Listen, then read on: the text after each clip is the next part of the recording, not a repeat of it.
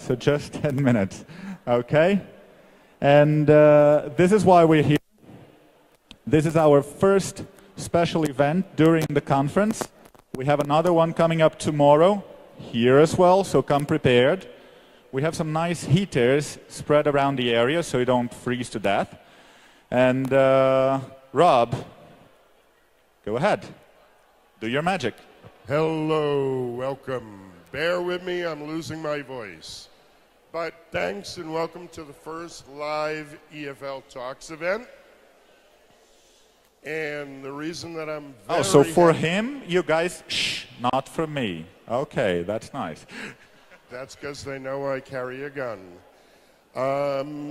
Let me tell you a little bit. Henrick has been very hard at work helping me out, preparing for the EFLtalks event tonight, as you can see. No, really, he's been a doll. But we have a great night tonight. If you're not familiar with EFLtalks, it's teachers teaching teachers.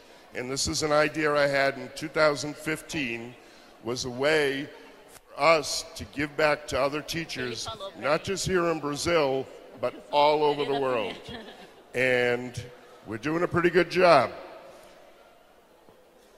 At the end of Brasilia, Henrick and I stood next to the stage, and he said, let's do this for the next event. And I'm very happy because here we are. So, the whole idea, the speakers only have 10 minutes and 10 slides to make their point. Hopefully. The idea is fast, it's fun, and like Henrick said, if they're not very good, it's not going to hurt for too long, okay? So, if you want to check it out, this is our website, EFLtalks.com, where you can see all the information about the EFLtalks we've had in the past, and you can see how you can join us. We have our YouTube channel where we have all the recordings of all our talks. These will be recorded and put on there soon. Just to give you an idea, since I started this in October of 2015, we've got over 190 EFL talkers and 46 hours of professional development done by professionals like yourselves. So, we've had 15 online events, including one in Brazil in May. And some of the speakers here have joined us. And this is our first live event. If you want, you can follow us. You losing air? Always. Oh, okay. Join us. We have 190 plus speakers. And for those of you, because we are born and bred in Brazil, 16% of our speakers are Brazilian or from Brazil. And just to give you an idea of some of the famous people who have joined in. So some of you I know are out there. Some of you we're still waiting to join us. Thank you, Jeff. And I hope to have a lot of you join in. So to get started with the humorous side of ELT, You will get started, right? you're going to introduce. Let's get started, and we'll bring up our first speaker. Okay.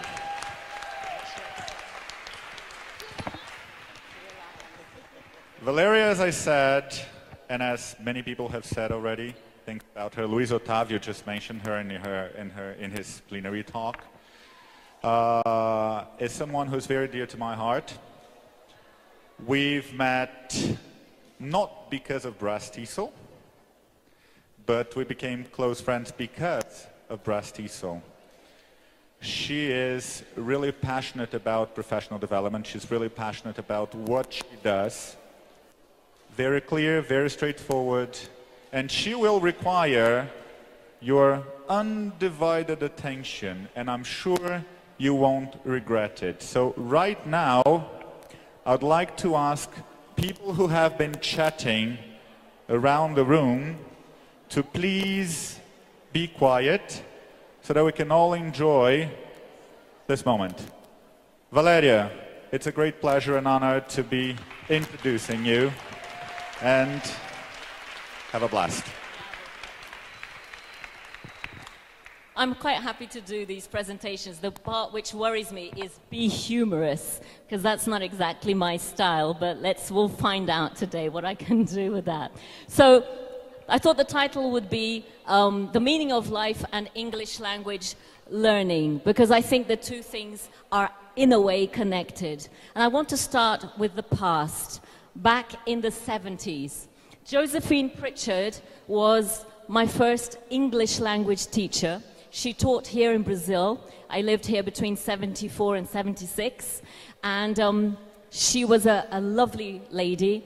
And she wrote this fantastic book on the key to pronunciation and the understanding of English. And in the introduction to the book, it actually says, this is a very practical book so that people can learn how to pronounce words in English. The book is this thick, so it's highly practical, very useful for all English language learners. But as with all things, the way we learn languages is not necessarily related to the materials we use. Back in the UK, I learned to read and write using this series, which many people who lived in the UK will recognize. Peter and Jane. They were little readers we had, and we had the workbooks as well. And we had these stories about Peter and Jane. And of course, it was back in the 60s and the 70s. It was ever so slightly racist, ever so slightly misogynist. And so there we have Peter being very, very boyish and fun, and his poor sister Jane going, ah! But despite the material, we learned to read and write. And this is very much, I think, because of the use of the stories, the narratives, and the illustrations. And this is such a classic that you can get in the UK now, some books which sort of play a joke on the Peter and Jane series. And I particularly like this one with reference to the art world. It's a joke, and it's meant to be funny, but I don't know if you're going to find it funny. It is for me. But with narratives, we teach children through narratives. And my niece and nephew at school, just before Christmas, they were told the story of the little matchstick girl. It's a slightly tragic story for a Christmas event, but they were told it. And they had to retell the story and illustrate it. And this is where I think the learning is. It's through the work the children do, and the way they interpret stories, and the way they write about it. She's 9 years old, and I think it's a lovely rendition of part of the story. The feeling is there, the emotion is there, and it's very effective as a narrative and an illustrated narrative. And I think this is a fantastic way children have a chance to express themselves. Doesn't matter if the spelling is wrong. We understand what is happening because of the illustration and because of the way she's decided to depict it. And for all of language learners, illustration and images are very important.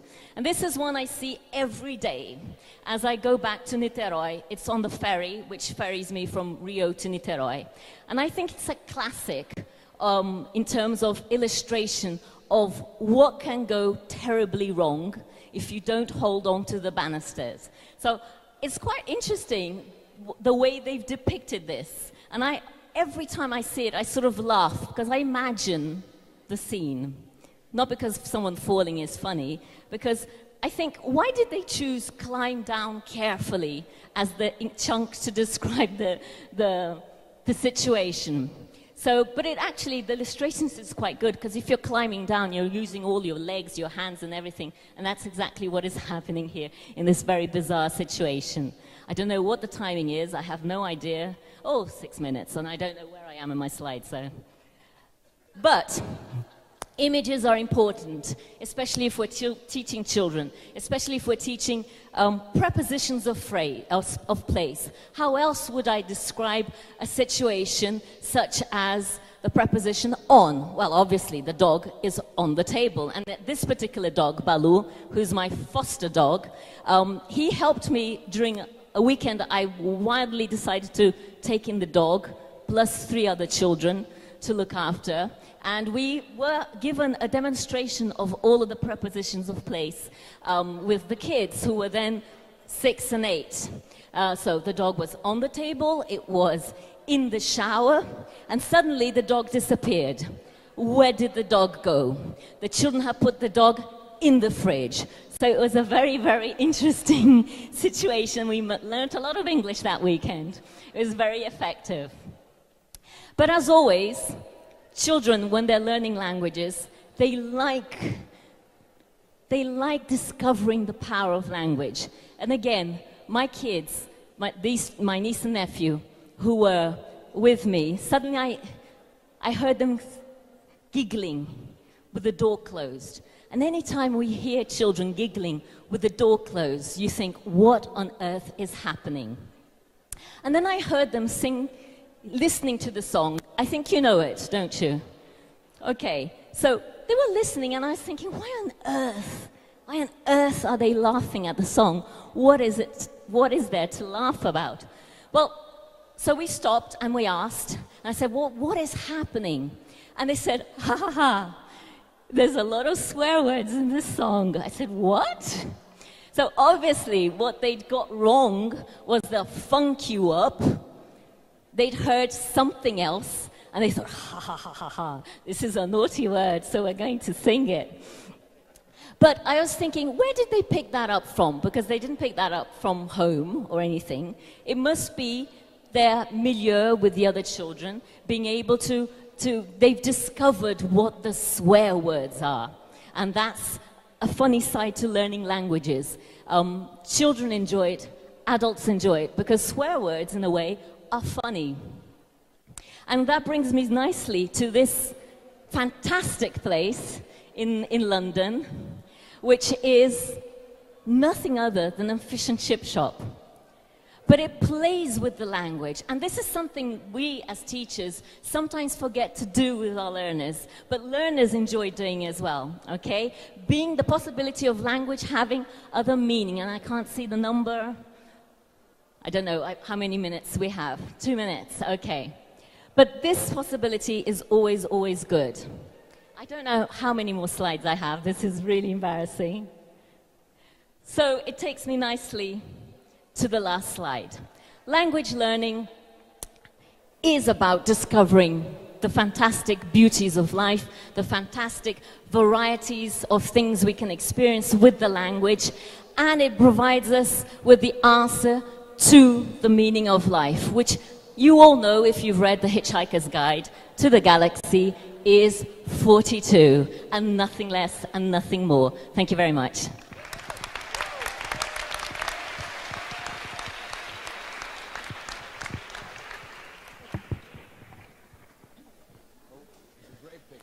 Thank you so much. See, that wasn't so bad. The funny thing about this is that trying to get teachers to only talk for 10 minutes, virtually impossible. So, next up, I would like to bring up somebody special. And there's a reason, because he is the reason that I'm here today. Many, many years ago, I was invited to go to my first BRAZ TESOL meeting by somebody who hired me. And I thought two wonderful speakers, Vinny and Jeff Strengths.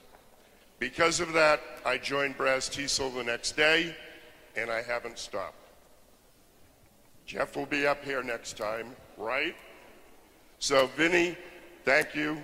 I'm so glad that you're here. I know you have to rush off, but please take it away. Thank you, Ron.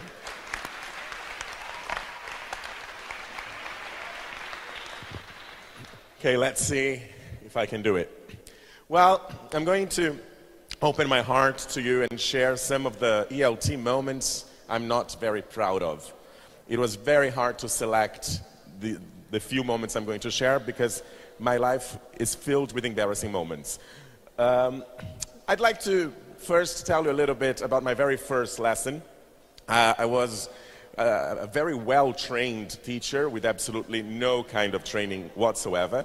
I received a book, and I was 15 years old, and I was told to teach. I walked into the classroom. I had prepared what I thought was lesson preparation. I had prepared thoroughly. I was sweating non-stop. I walked into the classroom shaking all over, and I taught. And I taught like there was no tomorrow.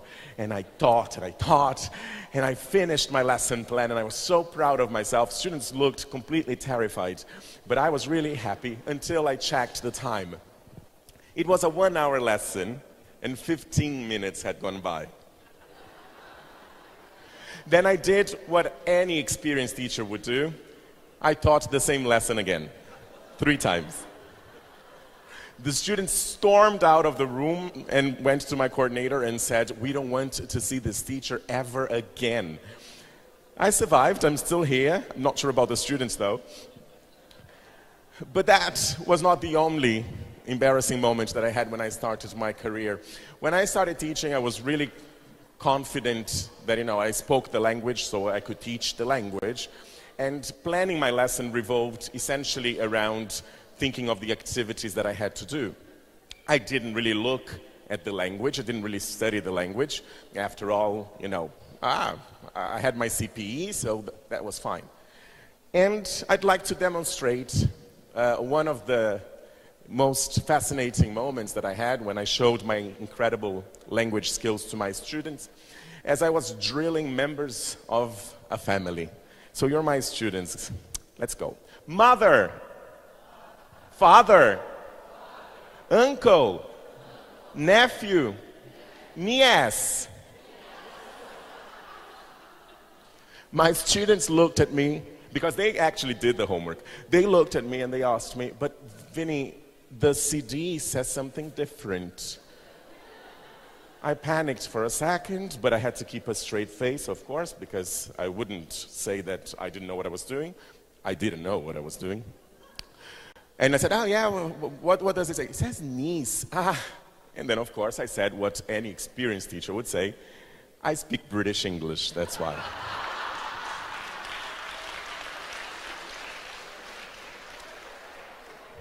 Some years later, I was teaching in companies, and I had this executive who was, really, he was a very strong man, really macho, very jiu-jitsu-like. His ears were hurt, and I was always a bit afraid of him, and I would sit in front of him. He had a high position in a bank, and I would sit in front of him very respectfully, really worried that he wouldn't like me and physically hit me. Until one day I walk in, and he's just sitting there looking at me, and I say, "Are you okay?" And he said, no, really, I'm not." And he starts crying non-stop right in front of me. With all the training that I'd had, remember, I really knew what I was doing, I almost started crying with him. Like, what do I do now? What do I do? Let's have maybe exercise 3. We can try exercise 3.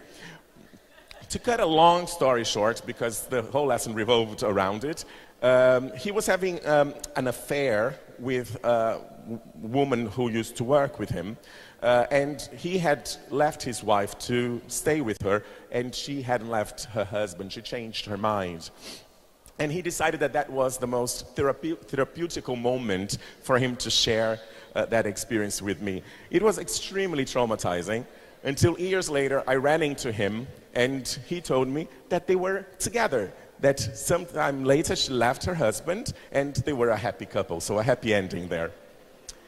And since we are talking about love, I had a group of students, and there was this young lady. She was about my age. This was when I was much older. I was already 19. so years of experience in the classroom. And I was teaching this group, and this young lady was always there, very cheerful, really happy and nice. I walk into my car, and there is a note inside my car. Vinny, please call me Daniela, and her number. This was about 10 p.m. I drove home. I called her. I was really scared. I was like, what did I say? Did I offend her? What did I do?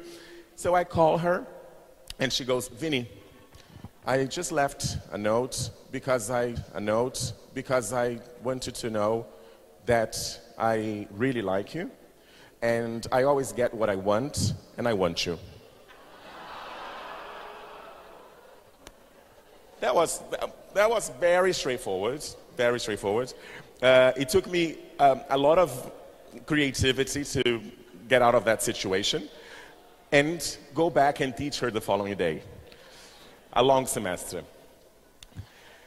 Since we are talking about love, let's keep talking about love. There I am, teaching a nice group of students with all, the knowledge that I had. So let's play a song. Students like music. Let's choose a song. I chose a song, Unbreak My Heart. Was the song Toni Braxton, remember? And I said, well, what do you do with the song? Blanks. Blank out the song. That's all I knew how to do. Gave the students the song, and there I go, unbreak my heart. And the students are doing that. I had this one student, I used to teach, there was a big table. He was sitting right across from me, and he was not doing the activity. He was just moving all around and shaking and going like this. And I got so desperate. It was like I just wanted the song to be over. And when the song was finally over, he just hit the table, looked at me, and he asked me, have you ever had a broken heart? The first thing that occurred to me was like, present perfect, excellent. Yes. The second thing was, yes or no, yes or no, yes or no, yes or no. What do I say? What does he want to hear? Yes. He got his material, walked out of the room, and never came back. Years and years later, I was already a teacher trainer. I was in a disco with a friend of mine. She's a university professor. She coordinates the department. And we were celebrating Friday night. Maybe we had drunk a little bit. And there was a pole, like pole dancing. And since I've always been very shy, I said, maybe we should go on stage and perform. And she turned to me and she said, are you crazy? There might be university students here who know me or teachers who know you. And I was like, yeah, don't be so paranoid. Look around. Do you see anyone here? She said, yeah, maybe not. She went on stage with me. We danced like there was no tomorrow. And the following day, she had a group of students waiting for her at the door, asking her if she had been out on Friday. To which she replied, yes. What time did you see me? Exactly when you were doing the pole dancing. I'm glad nobody saw me though. But still, I had a demo lesson to record. They were going to shoot a demo lesson, and I went out, and there was an incident in the club, and I got punched in the face. I still have the scar here. And 2 days later, really? 2 days later, I had to record a lesson that would be shown to about 500 teachers. All I can tell you is that there was no makeup that would make the black eye go away, and all the teachers had a very interesting demo lesson with a black-eyed person, me. The last embarrassing moment that I'm not very proud of wasn't really about me, but I wasn't very proud of what happened. In December, I decided to leave my job, and I heard the most amazing truths about the reasons why I left my job, where I was going to, and I was fascinated by how interesting my life can be to other people. And I was really not very proud of this moment. But at least people gave me presidencies of schools, and I was very flexible. I moved countries, all of this happened. But anyway, I've learned my lessons. Always prepare your lessons thoroughly and keep a plan B up your sleeve. Study the language you'll teach, no matter how simple it seems. Students' emotional needs are just as important as their linguistic needs. You're being watched even when you don't know. You can't control love. And people will talk about you, and it won't always be fair. Thank you very much.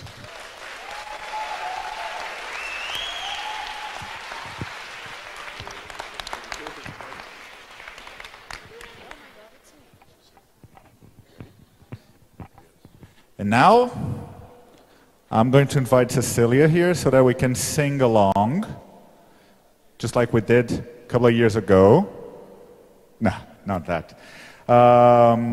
Ceci is a close friend that we met through Twitterverse, if I'm not mistaken, a long time ago. When Twitter was still cool, then it was not so cool, now it's cool again, right? And we've met a couple of times. I had a chance to cook her some meat. I grilled her some meat, a barbecue. Thank God she's still alive. And it's great to have her here. She was also in the Pecha Kucha in 2012. And stand up. Go ahead.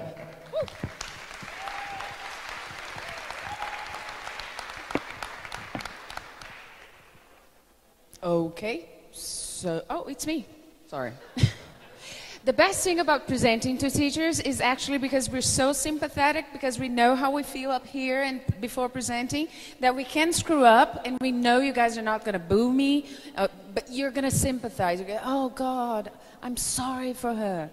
So, all right, so since we're at a conference, and I've seen some fantastic plenaries, I've seen some fantastic sessions, I hope all of you, I'm sure all of you did too, but as always, and one of the things I love most about teaching is feedback and lesson observation. So I'd like to start to do this today by giving some on-the-spot feedback to the conference committee and suggest some sessions for the next BTIC, if I may.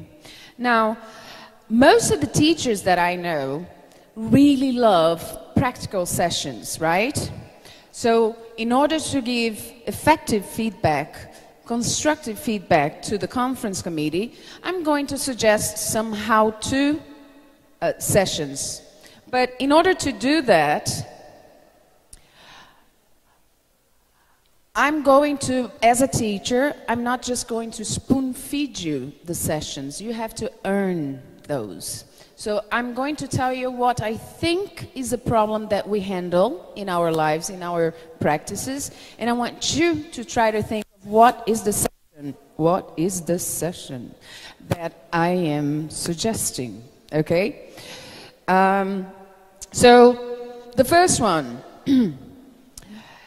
has anyone here ever been through the situation of you're gonna do a listening activity with your students, and then you hand out, I know, never hand out before the instructions, I know that now, but you hand out the activity, and by the time you get back to the board and you start explaining the activity, you turn around, what has happened? They finished it. They've done it before listening to the audio, before anything, right? So the first session that I suggest for next BRAZ TESOL is how to effectively write instructions or give instructions, word the instructions, so that students actually pay attention to it. Now, for the next session, I want to share with you something that I hate doing, which is calling parents. That is the one aspect about being a teacher that I really, there's no way I enjoy it. Because even marking, when you're sitting with that pile of compositions to mark, you know, you get tired, you see it, you think, oh my God, all that marking. But you come across some good writing and you're so proud and that's rewarding. But calling parents is never rewarding, right? Because what happens when you call parents? You don't find them? Because once you say, who is, I'd like to talk to Miss Adriana, please, or to Rob's mother. Who is that calling? No, it's Cecilia, his English teacher. Oh, she's not in. Can you give me some, what time should I call to get her? Oh, 1 o'clock. Then you call again. The mother's not in, the mother's not in. So the second session I'm suggesting is how to sneaky call parents to make sure that you get them when you call them.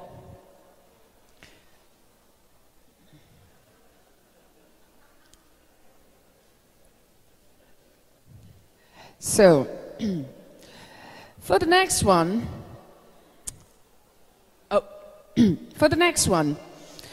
I'm not sure it ever happened to you, but I've come across a few, I'm going to use the word difficult, so as to stay politically correct, right? So I've had a few difficult students over my teaching career.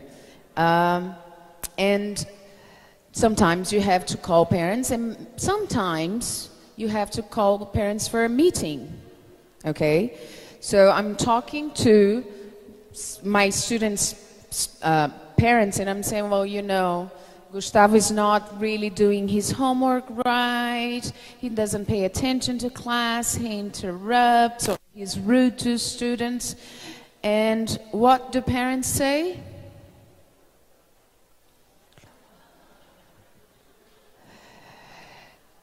Because obviously it's me. The problem, it's me, right?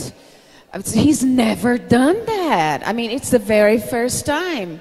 So I propose we have a session going how to program a parent's brain to admit that their kids have always been obnoxious, that their kids are awful and not really obedient students or anything, and that's real and they should do something about it. All right, so for my next session, and maybe I'm going a bit too fast here. By looking at that e-card, can you guess what is my how-to session? Do you do that? Because I catch myself correcting my children. I catch myself correcting films, like somebody says something or somebody's telling me something, kind of like what Vinicius was saying, the students going, have you ever had your heart broken? It's like, present perfect. That's really good. I catch myself going, somebody says, but my cat died yesterday, and I was like, died. Yes, your cat died. So, and I know this can be very annoying for anybody who's around us, but I'd like to suggest a session on how to not silently, or better yet, how not to openly correct your grammar, punctuation, vocabulary, word choice when you're not in the classroom, kind of thing. And, okay. Now, on that topic, I have a problem, and I actually meant to bring it to you, and maybe some of you, I'm just guessing, maybe some of you have that problem too. Can you guess what my problem is? We should have one of those AA groups here, if we had a meeting here. So I'm going to start. Good evening. My name is Cecilia. Thank you. I am a stationary addict. So I can see a lot of hands being raised. I'd like to suggest that somebody do how to not spend more money than I make on any more books, pens, post-it notes, notebooks, rulers, scissors, stickers, highlighters, cute masking tape, nothing like that, because I don't have any more place to put them in my house. Last time I was in São Paulo, I went for lunch. I left the mall with 4 more books, which I piled next to the 8 that I already had unread at home. So that would be, I would say that would be a big hit in the next conference. We're getting to the end. Now, we're talking about addictions. And because of my addiction, I need to make a little bit more money. My day job doesn't really help me, pay my bills. So I'd like to propose a session on how to invent funny sentences on products so that other teachers can buy and I can increase my income. Because I buy things like, I see something like that and it's like stationery, I buy them. Fear the English and I don't know if you guys can see, but these last ones, they're buttons that say, are you feeling tense, irregular, moody? You must be a verb. The other says, I survived the great vowel shift. And the last one, which is one of my favorites, says, I want to be a schwa. It's never stressed. On that last one comes my final proposal. Yeah, the how-to, you already said. But thinking about the schwa, I want to ask you a question which brings me to the last one, the last proposal I have, which is, you guys laughed, but you're all English teachers. If you come up with a button like this to a friend of yours who is not an English teacher, what are they going to do? The puppy face. I call it the puppy face. My friends think I'm very weird. I know sometimes I am. But my friends think I'm very weird because I laugh at horrible things. I know. So my last proposal is how to explain or teach my friends why I laugh at things that they have no idea why I'm laughing about. Okay, so thank God it's over. I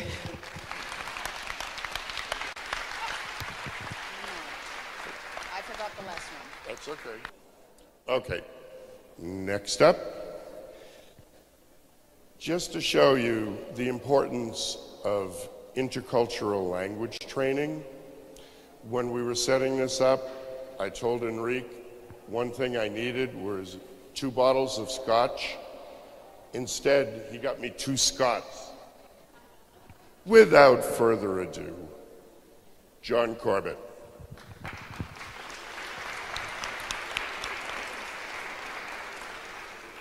Thank you very much. I just want to test this. It works. Okay. This is not going to be funny. This is going to be useful. This is going to be immediately useful. You will use this now. It's about repetition, repetition, repetition, and how repetition can help you have better conversations. All these people round the corners of the room who are not listening but who are having conversations are doing this.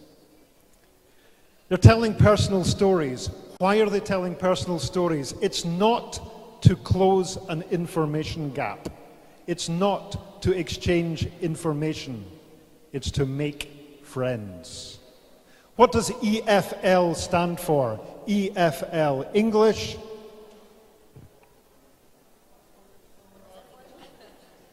No.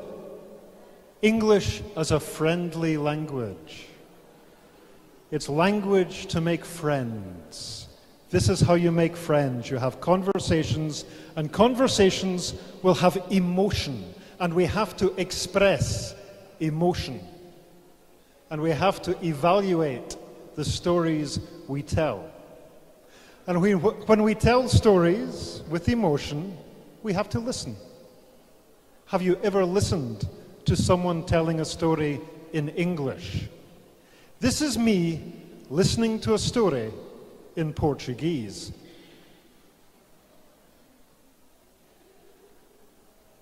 I am not making friends in Portuguese because I'm not responding appropriately to the emotion.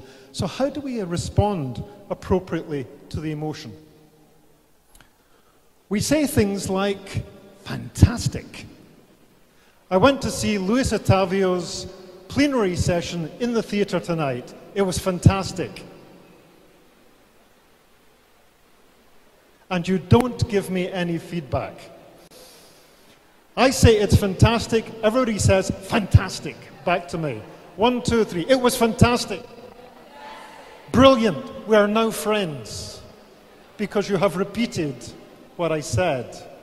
My wife has just spent the day showing videos of her new 3-week-old grandson. He's lovely.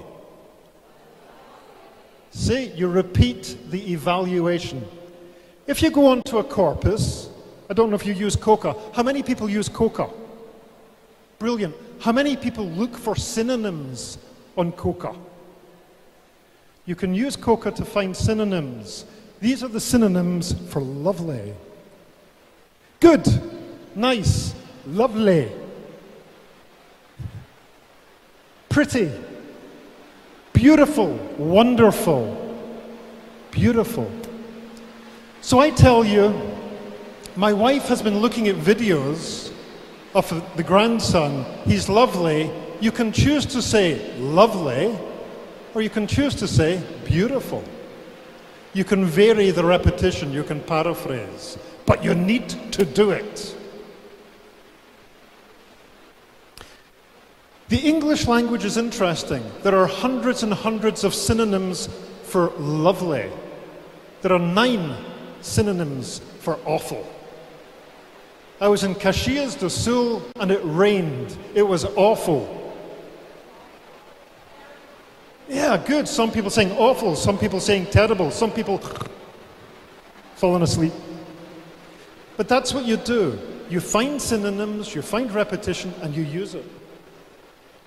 So I want you to think about this. How do you do this? I want you to turn to the person next to you and tell a very brief story of a holiday that went wrong and use an evaluation and repeat it. Do that. 2 seconds.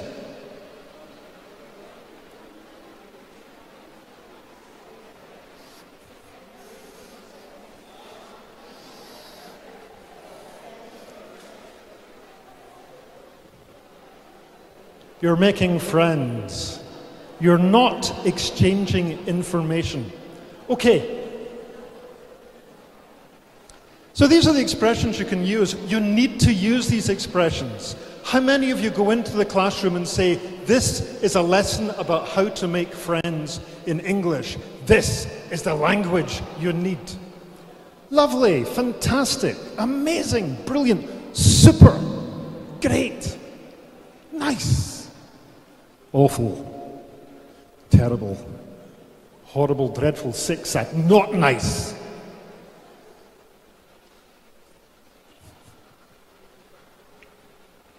Okay, so that's rule number 1, repeat and paraphrase. But sometimes you want to intensify. So, I'm telling my wife about Caxias do Sul, and I said, I packed all these warm clothes, but when I got to Caxias do Sul, it was sunny. But I want to evaluate sunny. So what do I say? I don't just say it was sunny, I say it was lovely and sunny. Or I can say it was nice and sunny. How many of you teach nice and adjective? You need to do it. It was nice and sunny. It was nice and warm. If you're talking about the hotel room in Caxias do Sul, you can say, it was nice and cheap. Or it was nice and clean. It was nice and roomy. So what kind of, not every adjective goes with nice and. So I want you to turn to the person beside you and say, nice and an adjective that works. Nice, you don't say nice and amazing. How was Caxias nice and amazing? Amazing is too strong. It's got to be something that's both and nice. Nice and easy. That's a good one. How was the test? It was nice and easy. It wasn't just easy, it was nice and easy. You're evaluating.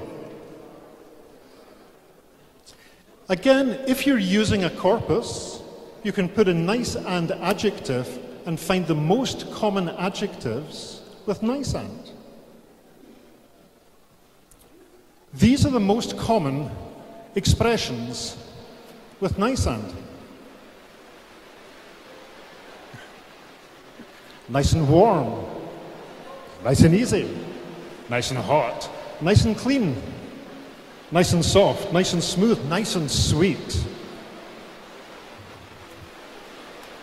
nice and rainy, rainy and cold. My favorite, what's your favorite? Yes. It leaps out of the corpus, nice and moist. Think of a story that ends with, it was nice and moist. Then you are really making friends. So this is what conversation is about. That's what you're doing when you're standing around the podium talking to each other. You're not exchanging information. You're doing something much more important. You're telling personal experiences that are important to me and to you, but I need the feedback. I need the emotional response from you. You need to repeat and repeat and repeat my evaluations. If you disagree with me, we are not going to be friends. If I say lovely and you say terrible, we're going to go our separate ways. So you need evaluative vocabulary to make friends. And you need to allow listeners the opportunity and the mental space to echo your evaluations and to show solidarity and empathy. You need to back channel and echo. You were fantastic. Wonderful. English is a friendly language.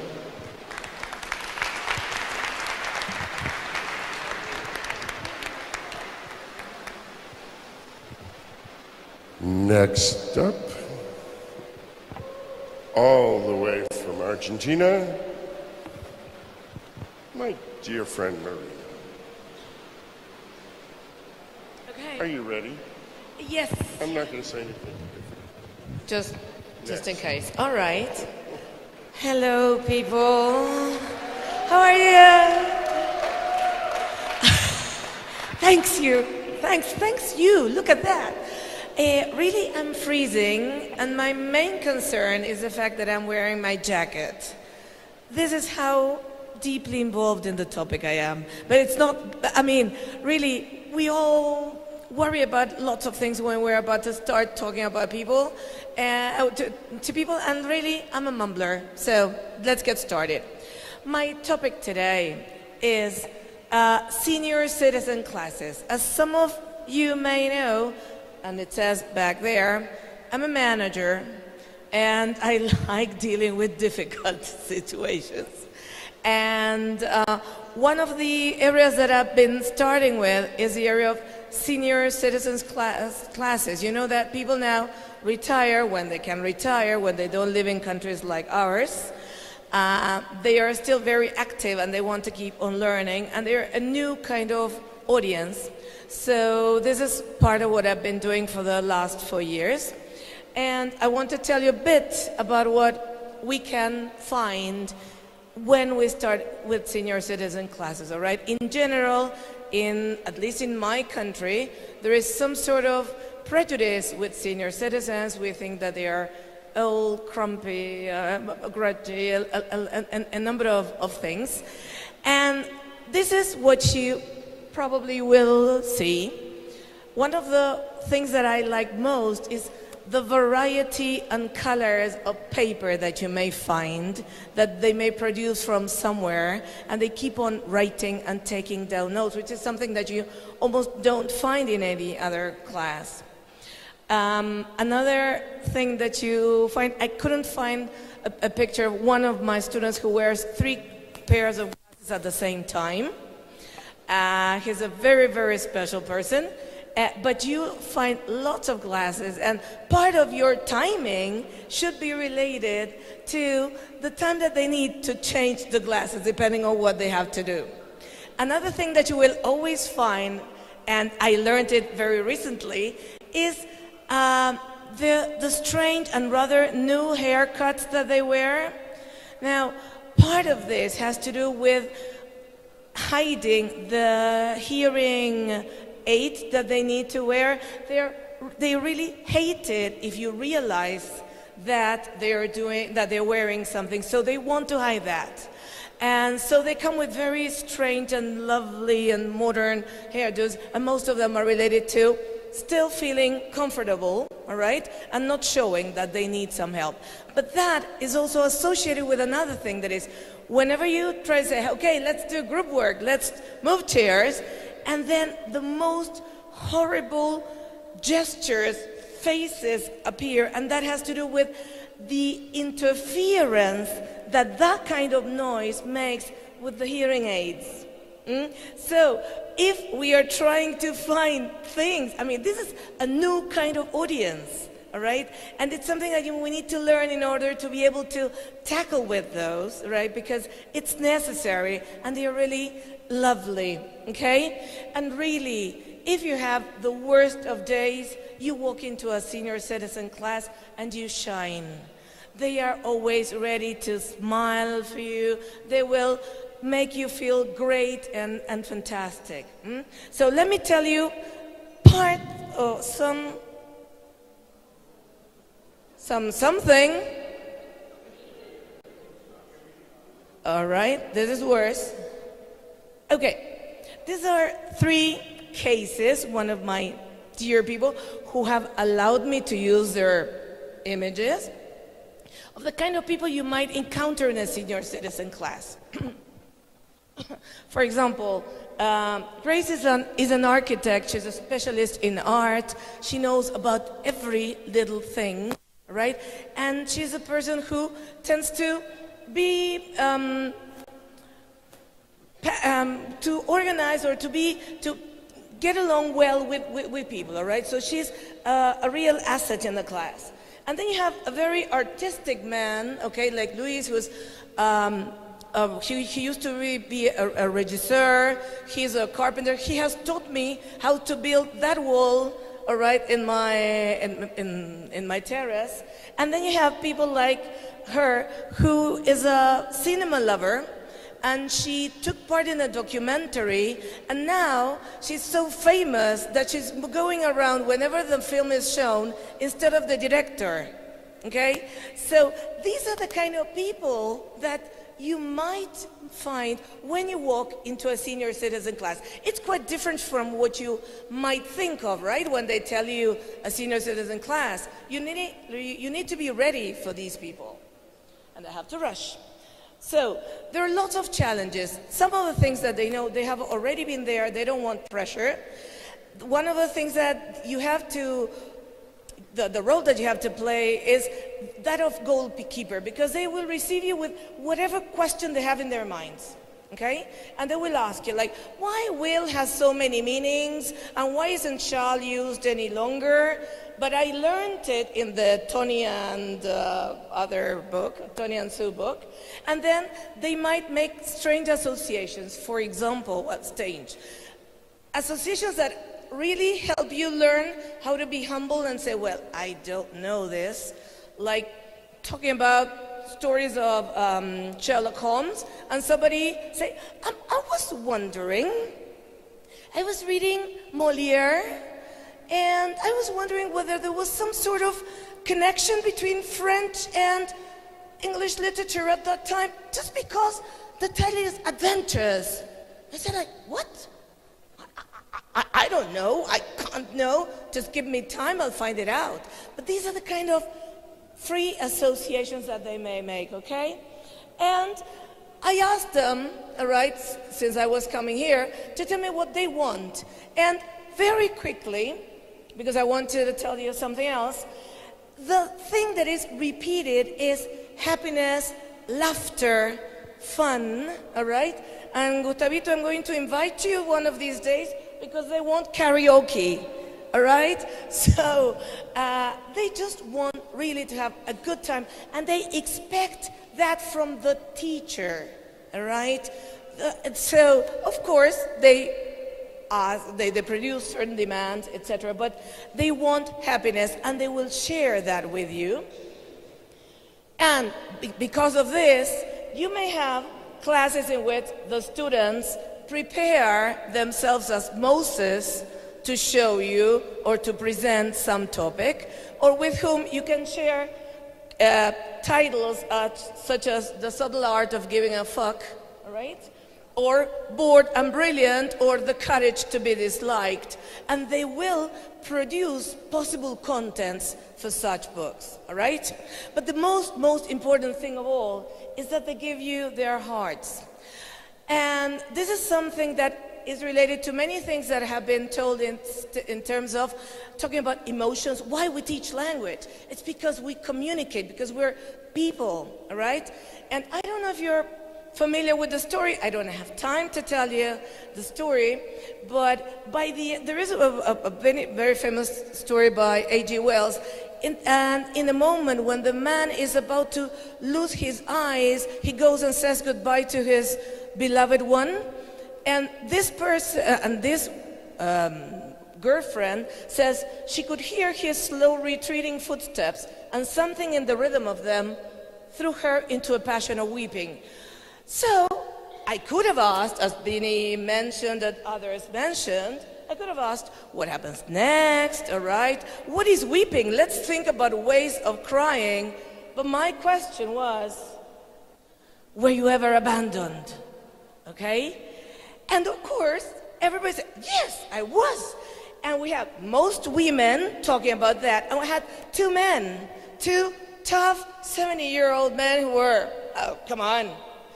And one of them said, no, never, never, ever. And the other one said, yes. I said, what happened? Or what happened to you? I said, I bled. What?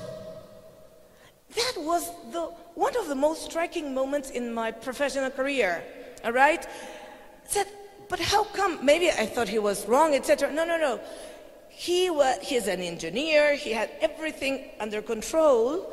But his body spoke, and he was so loving that he was ready to share that in the class. And it's one of the most important things that ever happened to me in 30 years of teaching. So I have to thank these senior citizens because they brought spirit and life back to my practice, okay? And I have to stop. So, horrible timing on my part. Thanks to all of you, okay?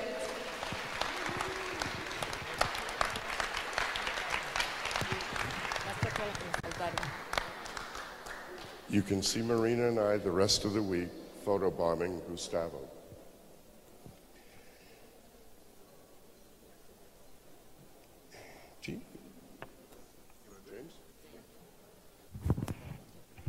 James, last time I saw you, you were talking about fake news, but you were for real.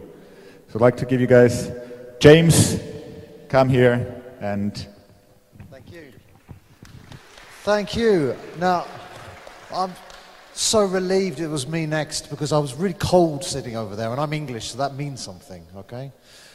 I'm not from Rio. When people from Rio say they're cold, everyone else is sweating, right? So, okay, so my talk is called The Inconvenient Truths of ELT. Okay, so I'd really appreciate it if the things we talk about here today remain in this room, okay? I don't want to go on Instagram or Facebook later and see you've been sharing wildly. There's some video, I don't know, I'm a bit suspicious. because these are things I think that we all know them, okay, but we don't really like to talk about them, okay? So let's just keep this between us, and then when it's over, we can pretend it never happened, all right? Okay, so first,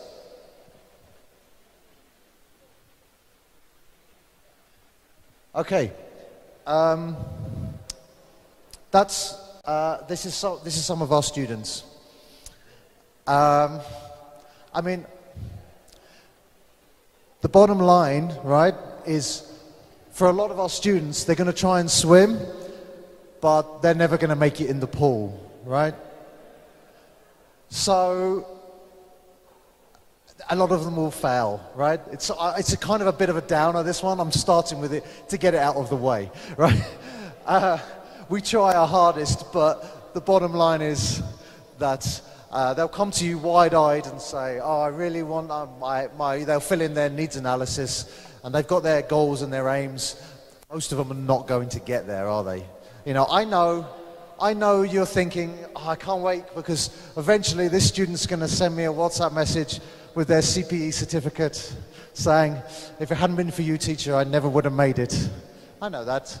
But let's be honest, that's probably not going to happen, is it? Sorry. Okay. Oh, that was me. That was my fault. Can you wake it up? Sorry. Sorry, fat finger syndrome. There you go. Okay. So I had this student once, and standing by the board, and I say, okay, so now I want you to imagine that a friend is coming to visit you in your hometown. And my student just went, oh God, not again. But the thing was, he was absolutely right? I mean, come on, like how many times have they done that activity, right? But the other thing, of course, the thing is, if they're bored by that activity, well, how do I feel? They've done it, 4 or 5 times? I've done it 50 times. So, the inconvenient truth is, a lot of the activities we do, and they work, but they're not that interesting, are they? Really? When you think about it, it's quite dull some of the times. And, you know, that, of course, our lessons can't always be, you know, rollicking affairs where everyone comes out of the lesson going, wow, amazing, another lesson, whoa. It's not going to happen. But the thing is, if they're bored, we're probably bored as well. Sorry, I know you don't particularly want to see his face, but it works too well. Okay, the next inconvenient truth is you don't necessarily need to speak perfect English to be successful. I don't know if I have to add anything, really, do I? Do I have to add anything? I mean, okay, there are people, you know, obviously that's what we want. We want our students to do really well, to be really successful. But there's quite a good chance that they can do the things that they want to do without reaching a very high level. And that's okay, right? That's not a problem. Some people, you know, you never know. You might end up the leader of the free world. You know. Okay, I'm going to try and be tactful. You're a very good teacher. You're here, right? You work very hard. You prepare your lessons diligently. You make lovely materials. They're very engaging and motivating for your learners. You keep up to date with methodologies. You get trained. You're doing your job. There are times when the reason why the student fails, it's not your fault. There may be other factors involved, other reasons why they're not doing so well. Perhaps, I'm being indirect. You get what I'm trying to say here? You know, I don't know, if anyone wants to, there's a resource book that someone should write, you know? English for the stupid.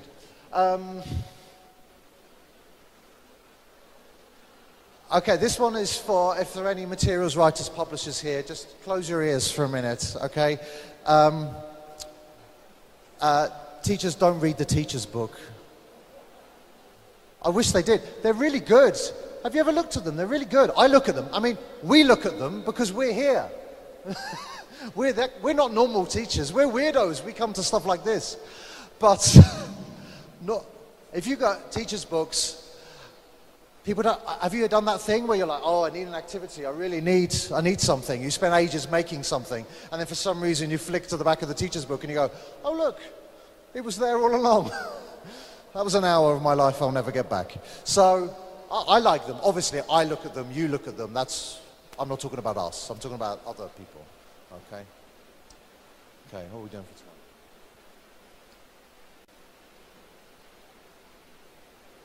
tonight? When was the last time you saw a CD-ROM that wasn't in the back of a course book? I haven't seen one for years, but every course book I use has got a CD-ROM in it.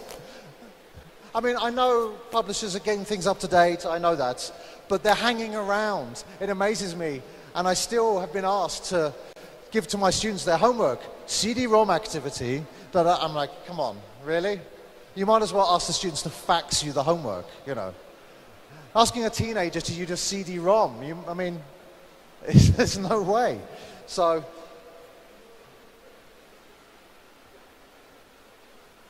okay, next thing. Why are we so obsessed with our students' weekends? I mean, okay, it's a casual, but we're obsessed with weekends. What is wrong with us? We just keep asking. Sarah, like they barely cross the threshold of the classroom, and we're like, how was your weekend? I mean, it's bizarre when you think about it, right? Apparently, I don't know if you're aware of this, but apparently there are other subjects in the world that you can ask your students about. So just try it for once. Just ask them a different question. You never know what might happen. Okay, I'm so glad that Cecilia mentioned stationery, because we all know the best thing about being a teacher is stationery, right? And because she mentioned it, I don't have to talk about it. I'm just going to show you this, right? I bought this in Sao Paulo. It's in the Japanese shop, the Daiso. I feel like I'm at Stationery Anonymous, right? Check, look, this is an electric eraser, right? This is the future. Look at the future. Look at it. Look.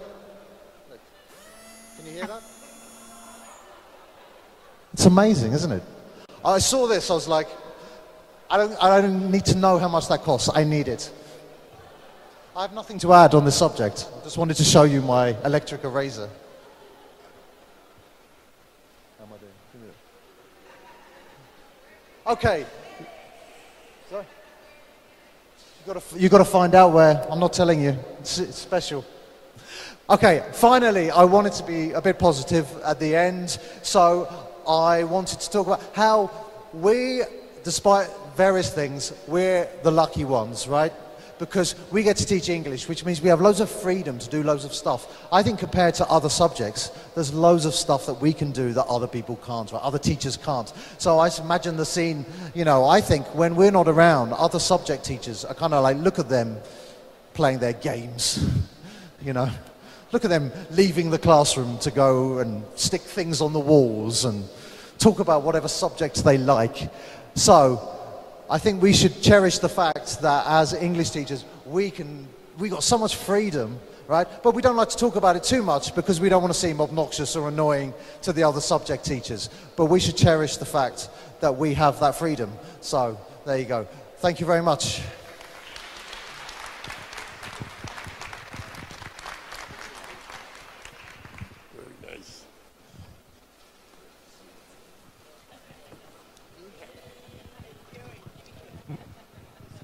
Well, next up, my actual teacher, which I always say. I have to say, this person with this talk is now officially has done the most EFL talks of anybody. Yay! Somebody who's always there for me when I need a speaker. She's been a host and everything else. Vicky Saumell. Thank you. Hello. Okay. So, right button, that's the first thing to check. So, what I will be doing today, you'll know that mistakes are part of the learning process. But sometimes we come across very funny mistakes that can lead to communicative failure. So, this is the story of a fictional student called Sarah. Sarah is a collection of many of my students in one. And today I'm going to be walking you through Sarah's life and some of her linguistic mishaps.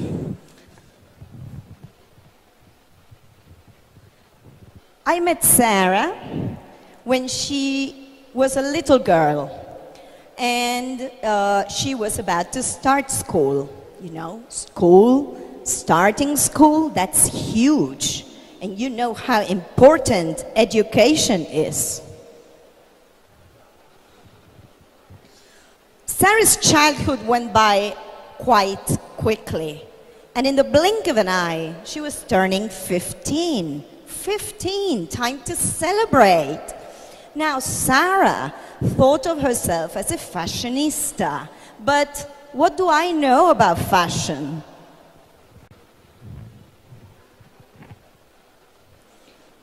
Soon after that, her mom decided that it was time for Sarah to start helping in the house with some of the chores. Washing, or maybe, was it watching?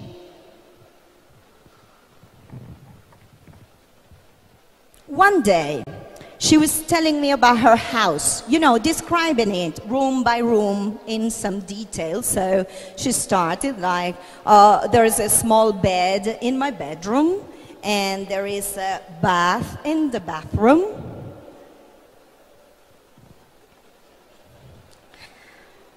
Another day, we were talking about her free time and the things she enjoyed doing. And you know, some pastimes can be a bit weird.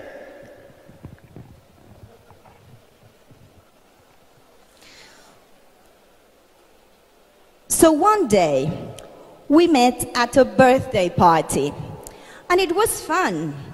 But at one moment, she was wondering whether she had been at this party long enough. Another time, she was still a teenager by this time, and she was involved in a confusing episode in the street. So confusing that the police came. Can you imagine? But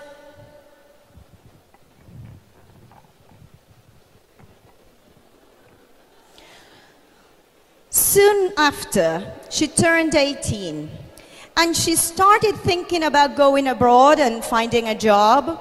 Well, you know, she started thinking about going to the US, but the US can be a difficult country.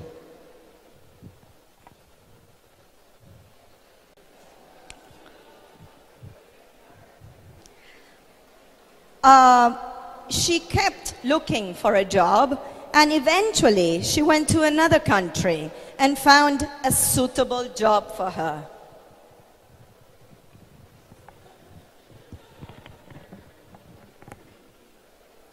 Now that didn't last long, so she was soon back. So she insisted that getting a job and finding the right job was very hard. So I kept asking her what she was good at. She had a really hard time finding an answer for that, but finally she said,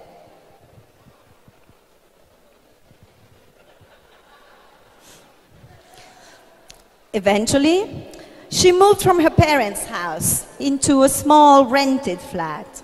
She had to start looking after herself, you know, the usual chores, the shopping, but she didn't know anything about cooking.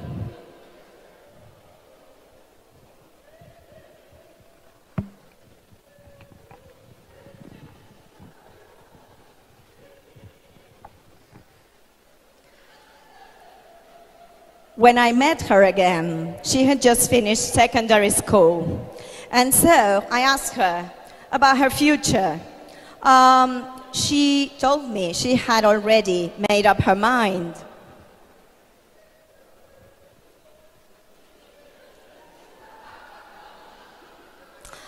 A couple of years later, she got married. Oh, weddings. You had to love them. But you know how unusual wedding celebrations can be?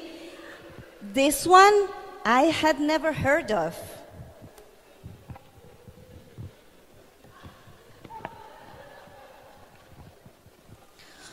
So time went by, and I heard Sarah had formed a beautiful family, husband, kids. However, I must admit, genetics is a mystery to me.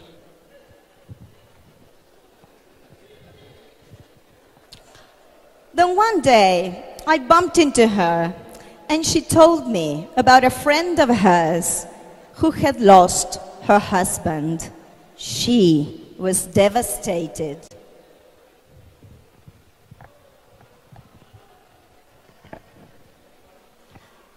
She was so shocked about this that this changed her whole life, and she started having panic attacks. So she had to see a psychiatrist quite regularly.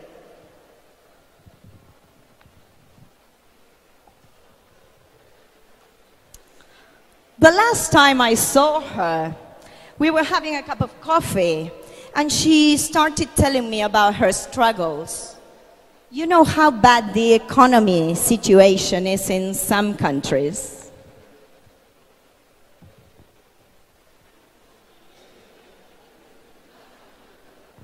And so that's Sarah's life. Thank you.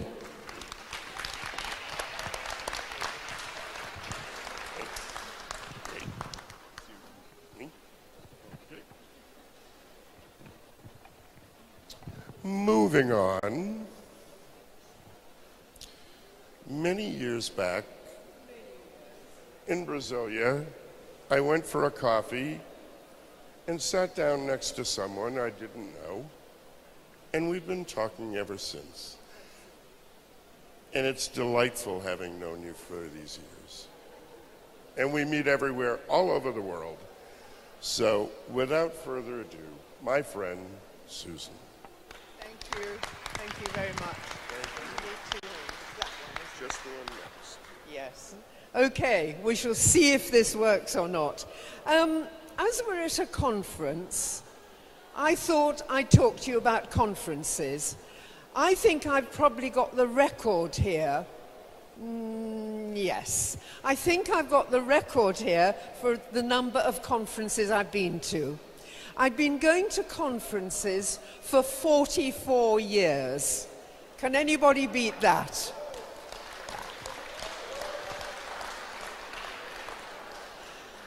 And when you go to conferences, as you know, some of them are good experiences and some of them are not so good. So I thought I'd share a few experiences with you. Going to a conference as a speaker, being involved in conferences as a publisher, and the things I've noticed that conference organizers don't always realize. So, that is not what it was meant to be. How do I go backwards? Right. This was a conference in Italy which was set up by the Ministry of Education when they were changing their education system to introduce foreign languages into the primary school. And the British Council and the Ministry of Education got together to organize a very serious conference for people who were going to teach primary. The only problem was that they didn't tell the speakers that they were putting the people who would teach English, the people who would teach French, and the people who would teach German all together. And I presumed that the people I was dealing with would speak English. And unfortunately, the teachers of French and German sat there looking furious, saying, "Ma non ho capito niente." Okay? So one of the lessons as a speaker is check what language the people you're going to be speaking to will probably speak. Now that you might interpret as an O. It's actually a 0.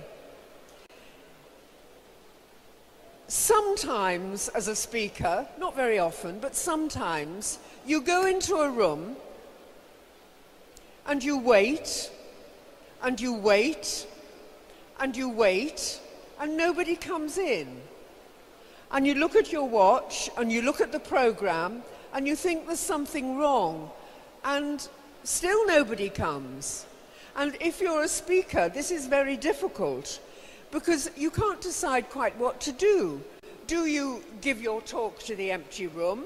I don't know if it's ever happened to any of my colleagues. Do you go away?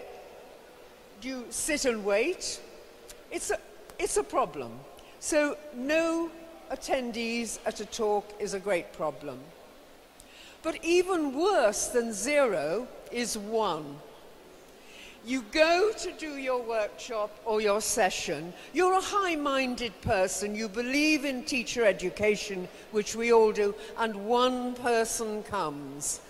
And they sit there, and you look at them, and they look at you, and you look at your watch, and you look at the program, and nobody else comes, and you think, perhaps we could go and have a cup of coffee. And you say to them, should we go and have a cup of coffee? And they look disappointed. And so you say, do you want me to do the talk? And they say yes. And the thing that you planned for interaction with lots of people is very difficult with one person. But you do it, and it takes half the time.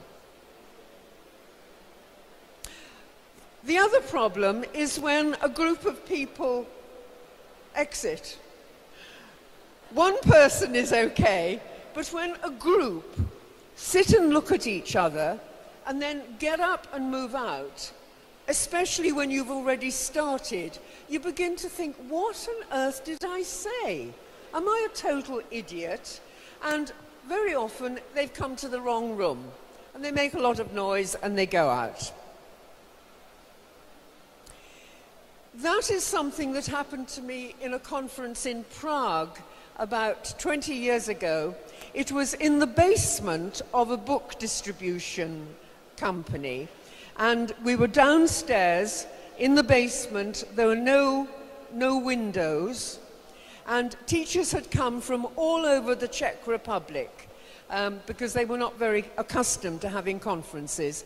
I started, and the electricity went off. It was absolutely black. And there's a problem. What do you do? I said, hopefully, shall we go up to the street? And they said, no, no, no, no, no, no, we've come to hear you, and we want to have the talk. So I did the talk in absolute darkness, and it was one of the most relaxed talks that I'd ever given, because I couldn't see them, they couldn't see me, and I'm going to make an awful stereotypical comment here. A lot of Czech teachers are a bit stiff and a bit serious and a bit nervous, and the great thing about being in the dark was they all relaxed. So there's a tip for my colleagues: put the lights out. Right, publishers. I'm a publisher as well as other things as well. One of the problems for publishers can be when they bring speakers from other countries, that the speakers have to come through passport control, and some speakers are not very efficient, and some speakers don't have the right visas. And there is a large company, whose name I won't mention here, which had that problem here in Brazil about 15 years ago.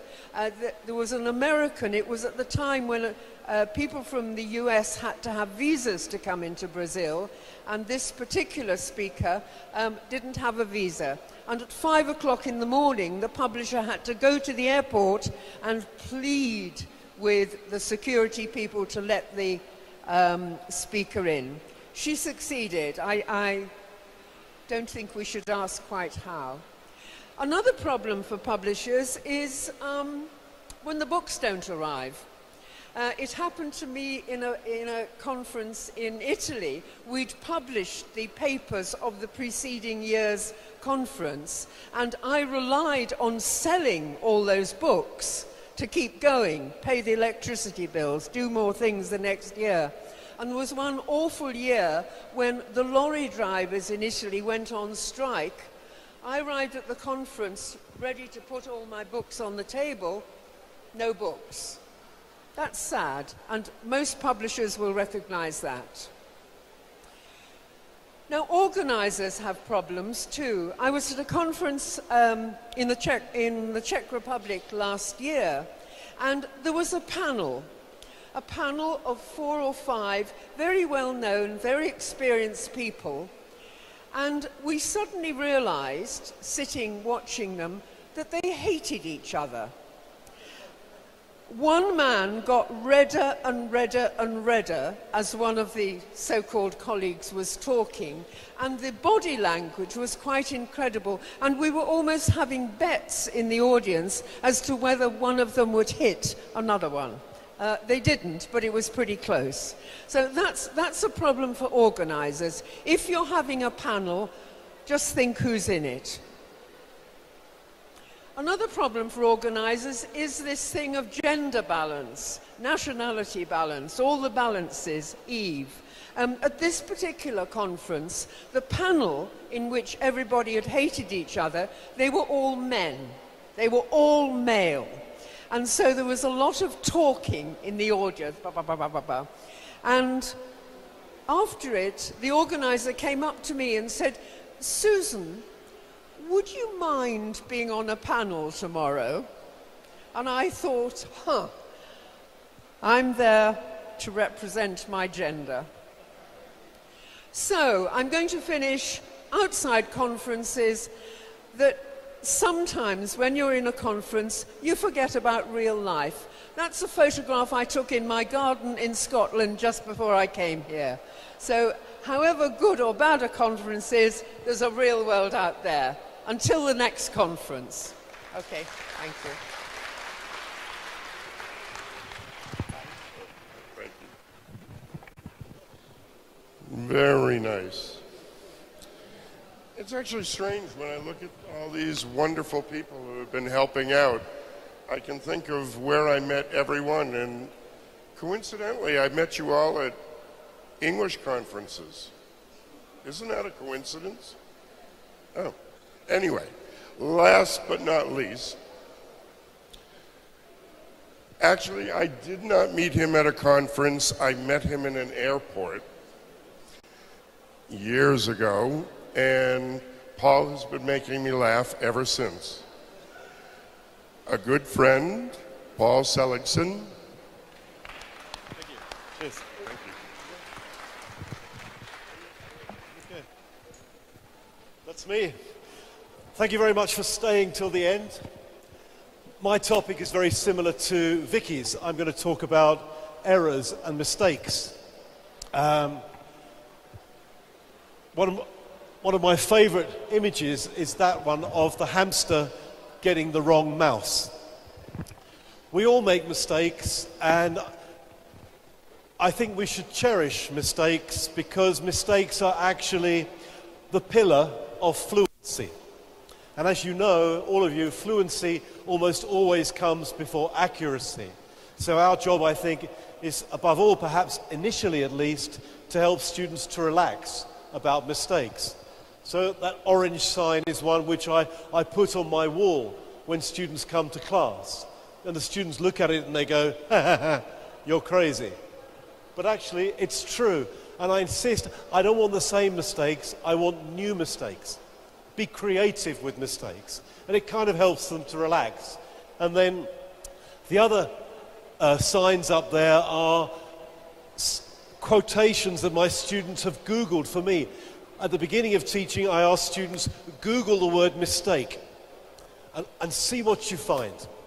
And almost all the quotations about mistakes are like that. They're all positive. So these are little tricks to help you to get students to relax about mistakes.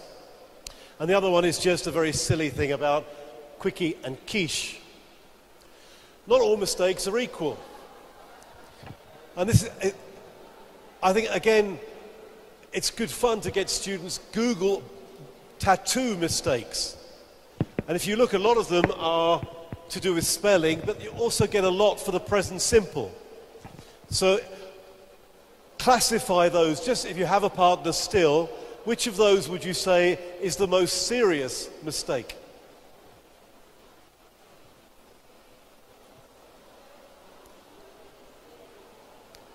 I would suggest possibly this one, never, don't give up, the double negative, because of course it actually means do give up, which is kind of fun.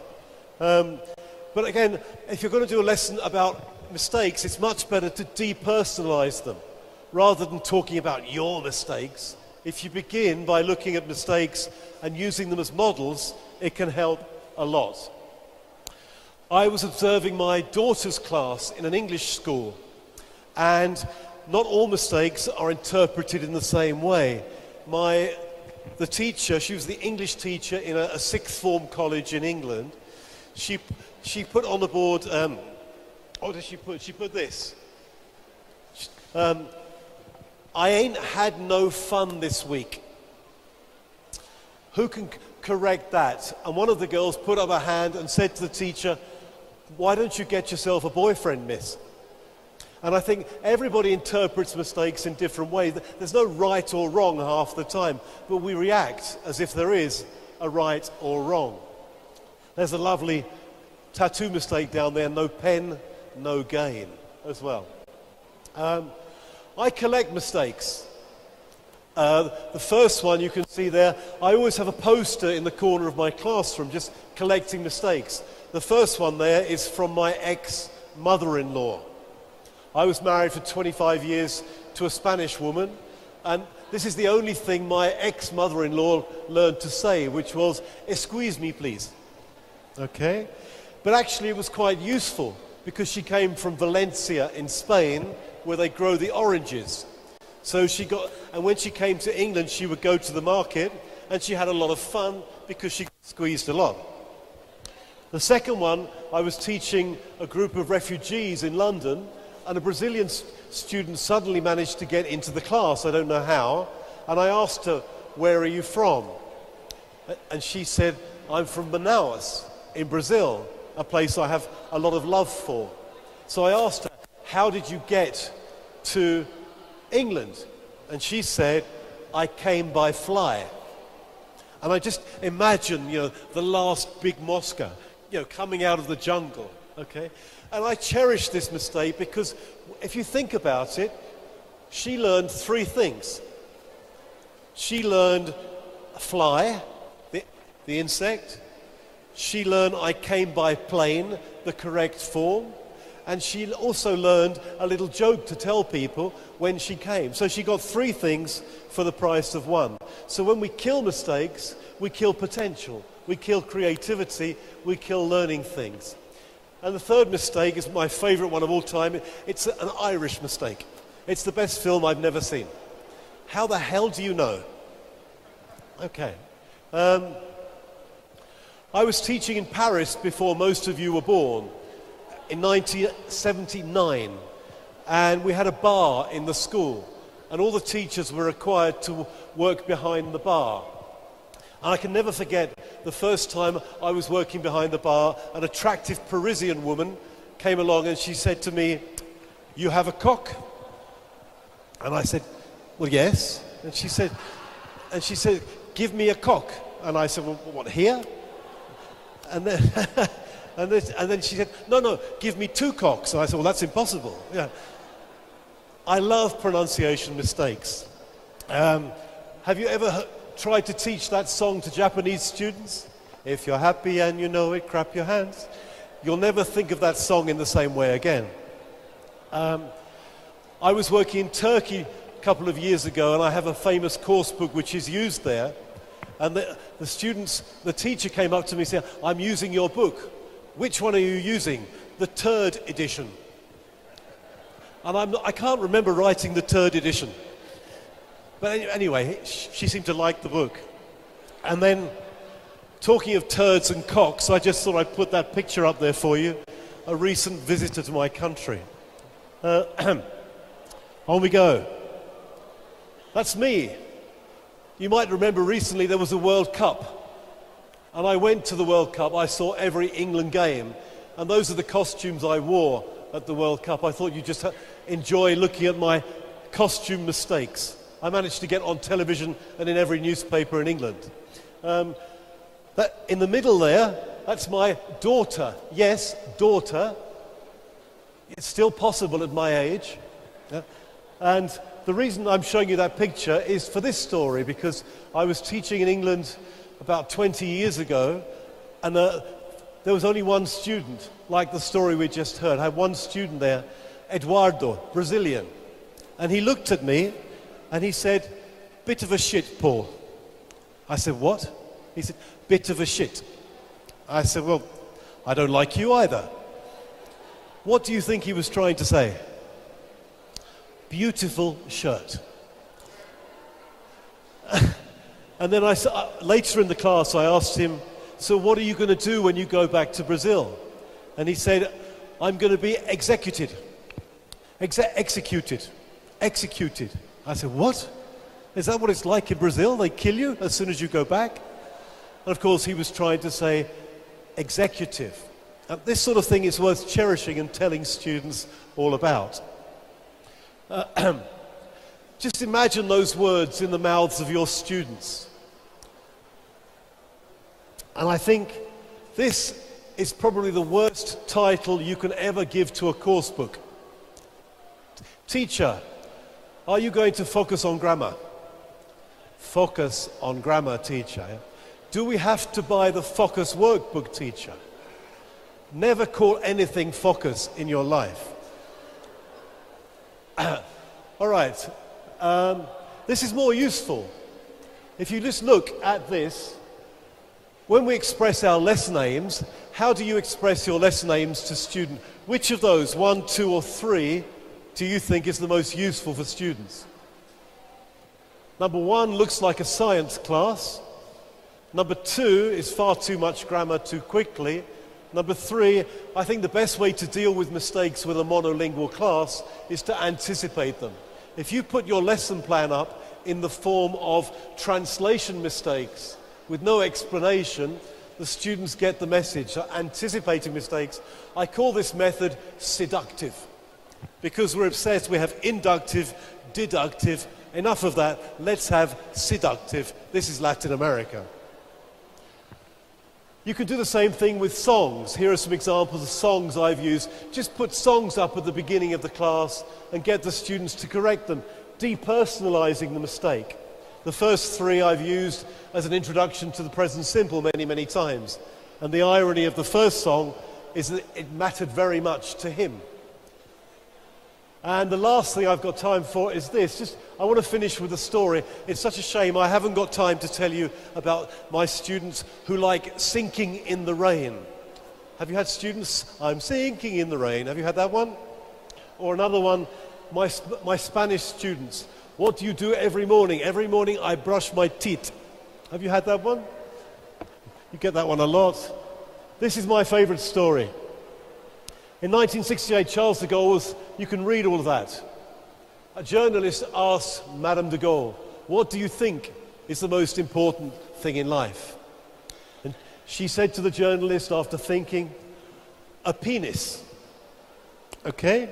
And Charles de Gaulle leaned over and he said to her, my dear, I believe in English the pronunciation is, and I think it's a nice word to finish the conference on, 1, 2, 3, happiness. Happiness, okay? So the key message is tell stories, collect errors, cherish errors. You'll be a much better teacher. Thank you very much.